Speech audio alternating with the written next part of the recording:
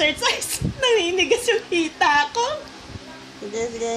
Para maging form ang hita ni Mama Zoo. Para maging firm ang hita. Nasaan si Liam? Si Liam. Aray ko, putay na. Wait na. Nasaan si Liam? Si Liam. Wow! Hindi naman nagustuhan nga.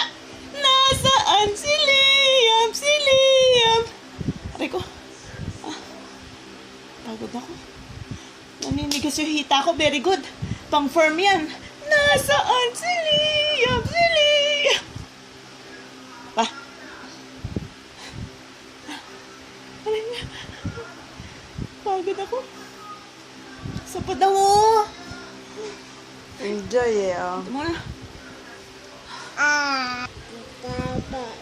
Sarap. Ano? Yun pala, pwedeng pang firm ng hita. Gagawin kitang dumbbell.